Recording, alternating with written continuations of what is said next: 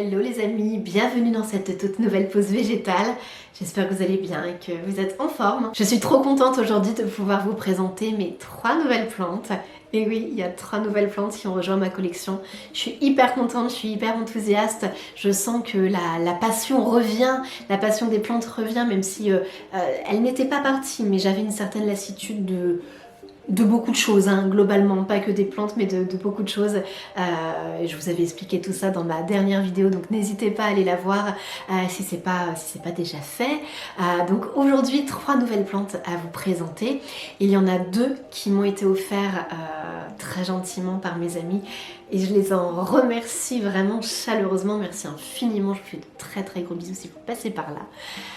Je les remercie parce qu'on a fêté mon anniversaire un petit peu en retard, moi je suis du début janvier et on s'est vu mi-février, voilà, il fallait un petit peu de temps pour pouvoir réunir tout le monde, donc j'ai passé un magnifique moment avec mes amis et j'ai eu 2 nouvelles plantes pour mon anniversaire, donc je suis trop contente. Je savais pas du tout que j'allais en recevoir honnêtement, donc mais vraiment sincèrement je pensais pas qu'ils allaient opter pour 2 plantes, donc moi je suis trop contente, puis en plus c'est des plantes que je n'ai pas, donc je vais vous les présenter. Et hier, écoutez, je suis allée dans un petit truffaut qui se trouve près de mon travail à Paris et en général j'évite d'y aller. Pourquoi? Parce que je ne peux pas m'empêcher de toujours amener quelque chose, de craquer. Là ça faisait des mois que j'étais pas allée en jardinerie, d'ailleurs ça faisait quelques mois que même les vidéos YouTube de plantes, je ne les regardais pas, je regardais plus les copains plantes. Et ça y est, je m'y remets, donc je suis trop contente. Vraiment très contente de revenir un petit peu dans le game, si je puis dire ça comme ça. Et voilà, je suis allée dans ce petit truffaut à Paris et fatalement j'ai craqué parce que j'ai vu une plante que je n'avais jamais vue en jardinerie, qui autrefois je pense devait être très rare et très chère. Là j'ai trouvé que c'était à peu près raisonnable, en tout cas par rapport à mon budget. Ça faisait tellement longtemps que je m'étais pas acheté de plantes que j'ai craqué et quel craquage. Voilà, moi j'en suis hyper contente, donc écoutez, si ce programme vous plaît les amis, eh bien je vous invite à regarder la suite. N'hésitez pas les amis, si vous souhaitez soutenir ma chaîne, eh bien à vous abonner, c'est gratuit et puis ça soutiendra également mon travail. Vous avez également là qui apparaît à l'écran mes 2 comptes Instagram. Donc vous avez l'OnlyMoonFR pour la partie planche, la partie un petit peu plus privée on va dire, et vous avez également mon compte professionnel helena.bellière.sophrologue. Vous allez retrouver un petit peu des informations sur mon activité de sophrologue et puis également de masseuse, voilà, et puis des petits tips pour vous sentir bien au quotidien. Moi je me suis spécialisée dans les relations toxiques, mais pas que, je traite de tout un tas de sujets, donc si vous êtes curieux, n'hésitez pas à regarder. La première plante les amis que je voulais vous présenter, donc qui m'a été offerte, c'est celle-ci. Il s'agit d'un Guzmania, en tout cas d'une variété de Guzmania apparemment, il en existe une centaine, donc je suis contente parce que c'est une plante que je n'avais pas du tout.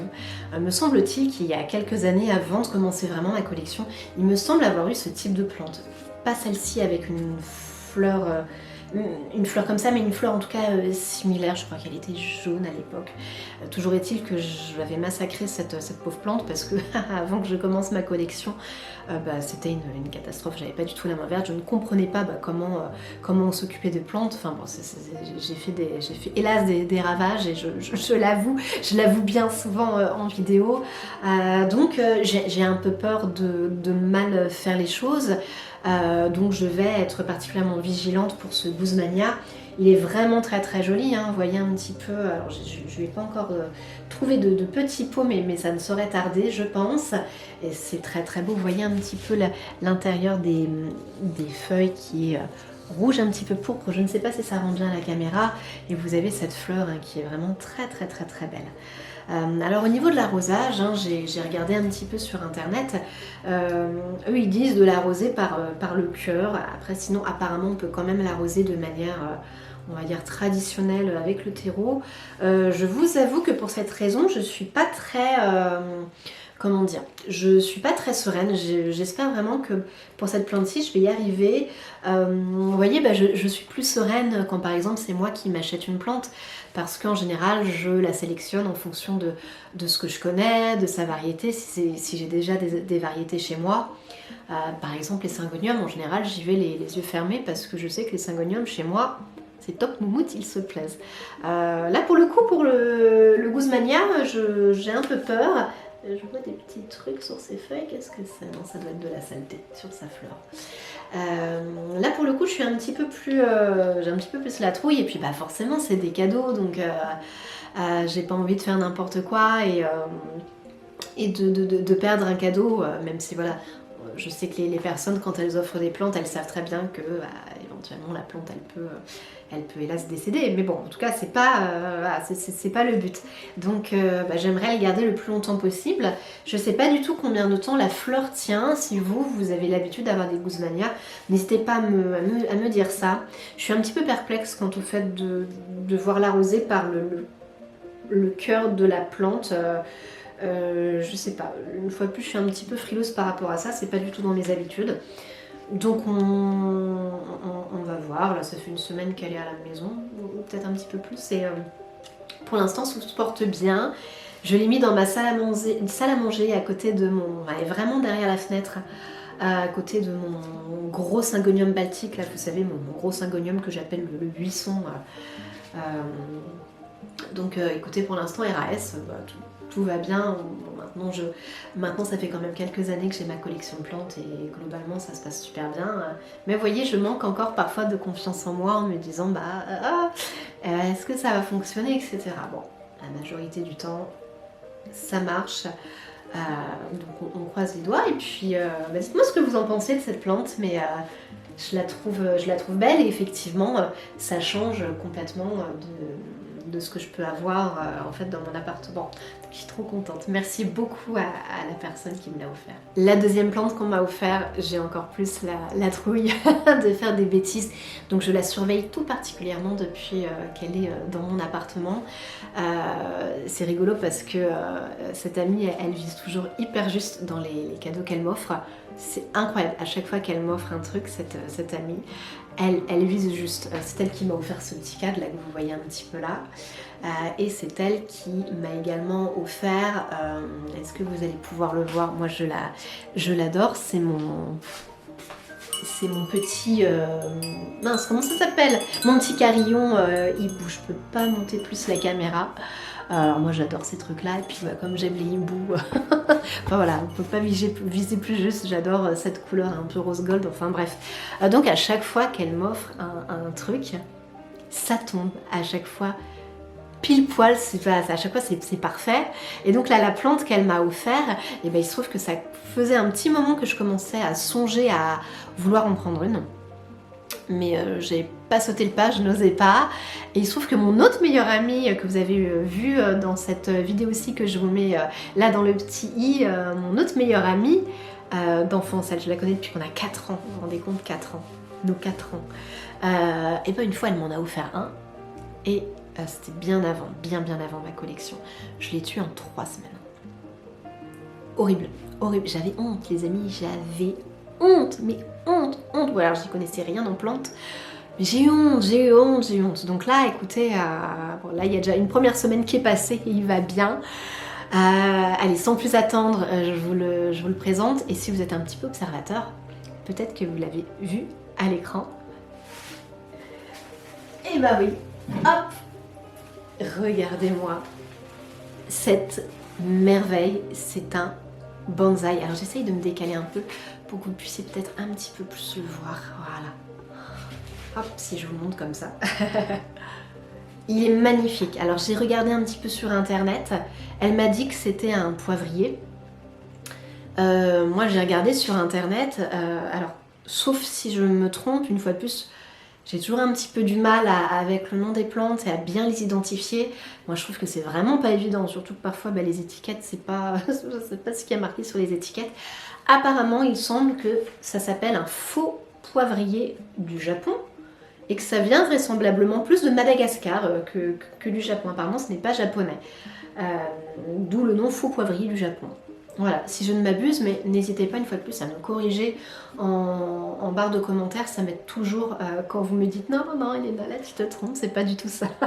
Donc n'hésitez pas, vraiment au contraire, vos conseils et vos suggestions sont toujours les bienvenus.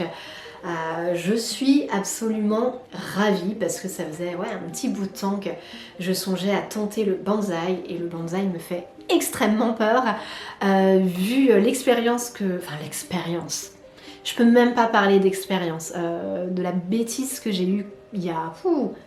je crois que c'était il y a 10 ans. J'avais 25 ans, quelque chose comme ça, puisque c'était le tout premier appartement que je louais seule il y a 10 ans et je l'avais eu dans cet appartement-là. Donc j'avais soit 25, soit 26 ans, donc là je viens d'en avoir 35. Donc non, il faut pas que j'ai peur parce que c'était il y a 10 ans et je n'y connaissais rien en plantes. Maintenant, on peut quand même dire que ça va beaucoup mieux. Mais voilà, il est très beau, hein. Je trouve que les bonsaïs sont vraiment très jolis. Je vous montre d'un petit peu plus près. Je trouve qu'il a vraiment des feuilles très délicates. Il y a plein de petites pousses, hein. On les voit un petit peu en vert un petit peu plus clair. Je trouve son pot absolument magnifique. Elle m'a dit, elle, que c'était en partie pour ça qu'elle avait craqué sur lui. Alors j'ai un petit peu galéré à lui trouver sa place parce que justement ce type de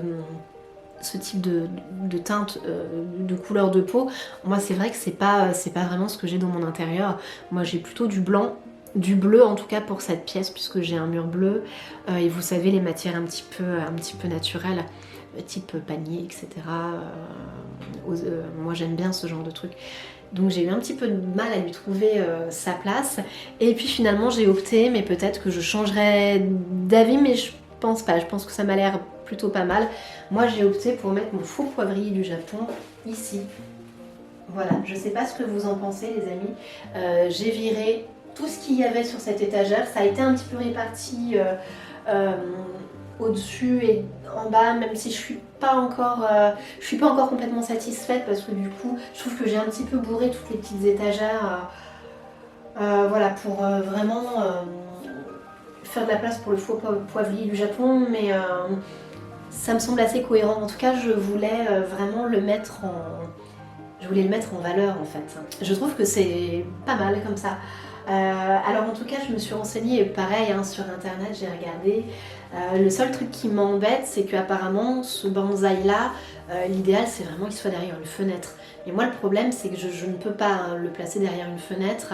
J'ai regardé un petit peu hein, mais vraiment ça ne collait pas ou ça faisait hyper moche et moi je veux garder une certaine harmonie dans mon appartement, en tout cas le plus possible.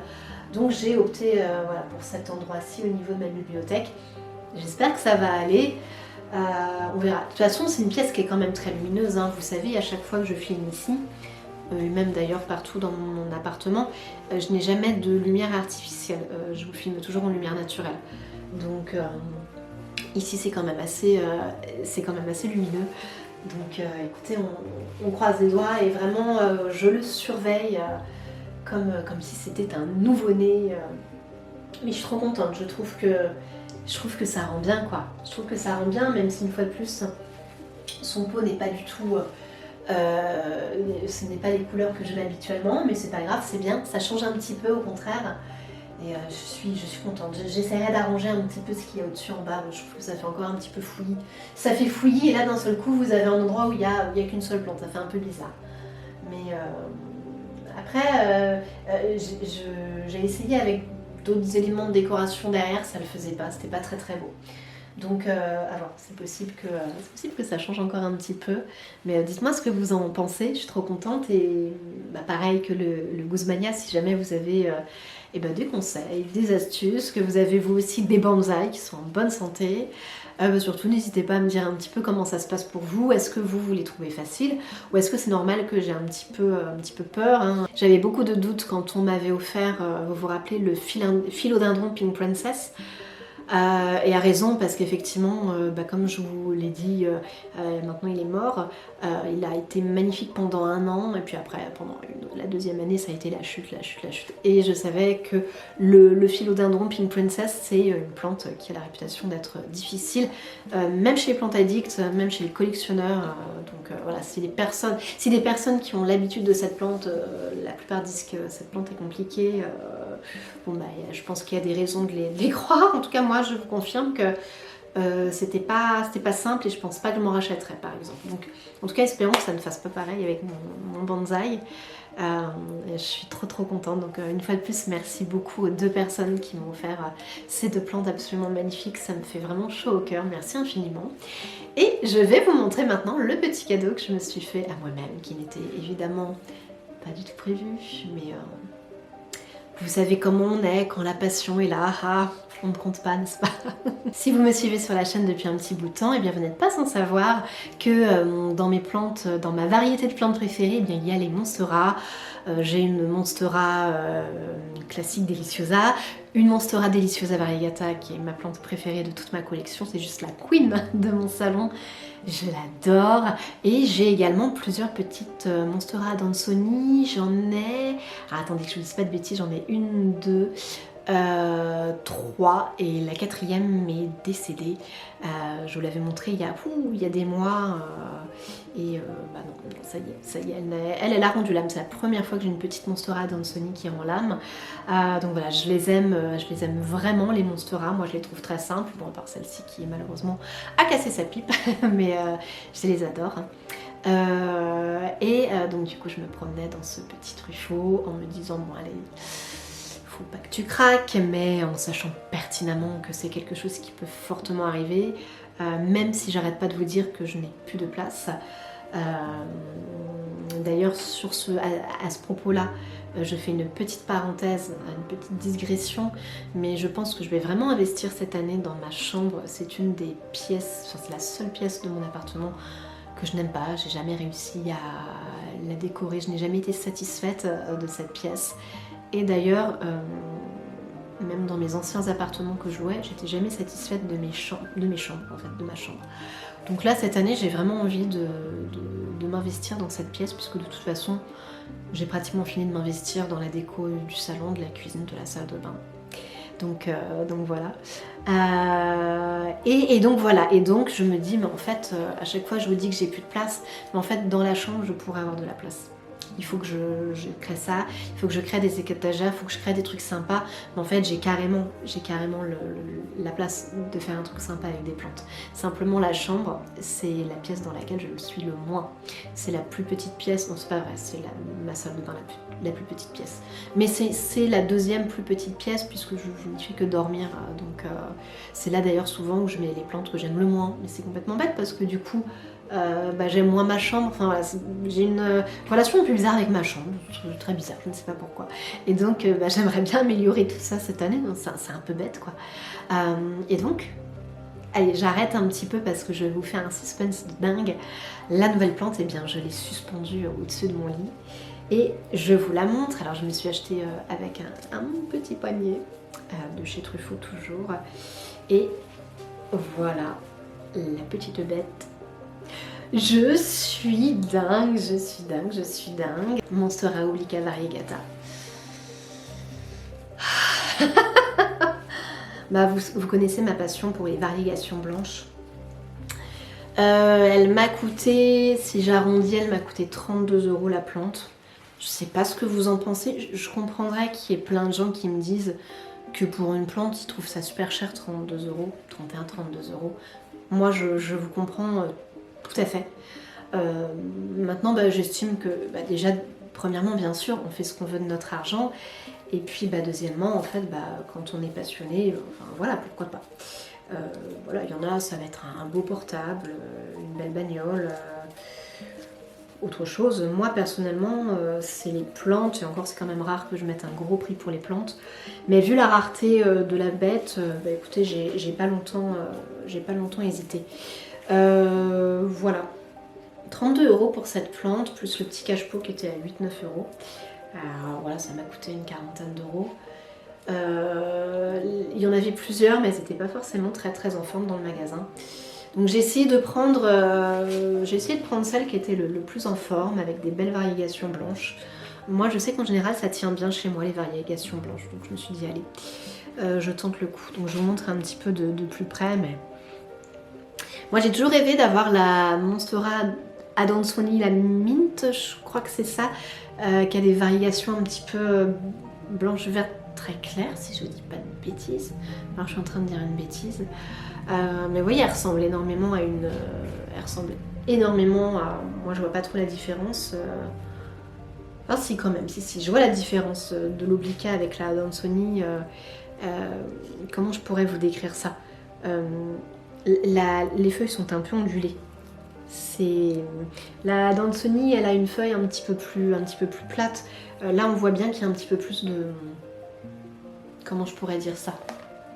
La forme est différente. Elle ondule un petit peu légèrement. Et moi, je la trouve trop belle. Voilà, je sais pas ce que vous en pensez, mais je suis trop contente. Et dans cette suspension, bah, ça rend super bien. Et j'aimerais beaucoup investir dans ce type de suspension, en plus des macramés. Là, il y en a des petites qui sont blanches, là. Trop jolies. Et puis, il y a quelques nouvelles feuilles qui arrivent. Il y a de la pousse, donc c'est pour ça que j'ai choisi celle-ci. En espérant que ça fonctionne, que ça marche. Elle est plutôt à la lumière dans ma chambre. J'ai un bon éclairage dans toutes les pièces. Donc voilà les amis, je suis absolument ravie. Très contente d'avoir un petit peu la passion des plantes qui revient. J'avais également vu un bébé pothos happy. Il y avait marqué que c'était un happy. Moi je connais pas trop, il était hyper clair, presque blanc. J'ai failli craquer, il était à 7 €. Mais comme j'avais pas prévu cet achat là, je me suis dit non, on va se calmer. Et j'ai vu aussi un bégonia qui était magnifique. Bégonia, maintenant que je réussis avec mon bégonia comte de Mirabelle, je vous avoue que je suis un peu tentée d'en prendre d'autres. Bon, ça c'est de la faute de Thibaut de la chaîne Plante Lover FR, pardon. On le connaît pour les bégonias notamment, et voilà, c'est vrai que ça donne envie les bégonias. Moi j'aime bien, c'est vrai que ça change un petit peu de ce que j'aime, même si je suis une tueuse de bégonias de base. Mais le comte de Mirabelle, écoutez, ça a l'air d'aller. Je pense que mon problème avec mes anciens bégonias, c'est que je leur donnais beaucoup trop d'eau, donc ils crevaient. Mais maintenant que j'ai compris qu'il fallait y aller vraiment avec parcimonie, bah, ça va beaucoup mieux. Voilà les amis, je suis hyper contente de vous avoir présenté ces 3 nouvelles petites merveilles. Et voilà, comme je vous l'ai dit, j'aimerais bien investir un petit peu plus dans ma chambre. Vous voyez par exemple, il y a ce petit coin là, vous vous rappelez quand je l'avais un petit peu arrangé, bah c'est pareil, je n'ai toujours pas fini et j'aimerais bien l'arranger. Et actuellement c'est mon petit coin Calathea. Mais j'en ai un petit peu marre, je trouve que c'est un petit peu fouillis. Donc j'aimerais bien à l'avenir changer un petit peu ça. Enfin voilà, il y a les projets qui commencent à revenir et c'est très cool. J'aimerais bien aussi m'acheter mon premier anthurium. Peut-être le clarinavium. Anthurium clarinavium. Oh là là, je sais plus, mais vous saurez lequel c'est si vous connaissez bien les plantes et les anthuriums. J'aimerais bien me l'offrir celui-ci, on me l'a conseillé comme premier.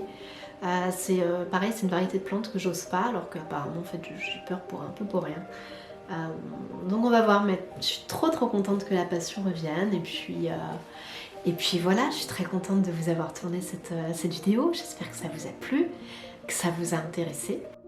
Je vous remercie énormément d'avoir regardé cette vidéo. Portez-vous bien, prenez soin de vous les amis, prenez soin de vos plantes, prenez soin de vos animaux si vous en avez, de vos proches. Et quant à moi je vous laisse, je vais aller marcher un petit peu dehors parce qu'il fait beau. Et j'essaye de continuer mon sport, ça me fait énormément de bien. Donc là, quand il fait beau comme ça, je remplace mes séances à l'intérieur par de la marche dehors. Et c'est tellement agréable, même s'il fait froid, on s'en fout, je suis bien couverte et je marche une bonne heure, 1h30. Ça fait trop du bien, ça recharge les batteries, du coup je suis pleine de vitamine D, voilà. Donc je vous fais des gros bisous les amis, prenez soin de vous et je vous dis à très bientôt pour une prochaine pause végétale. Salut!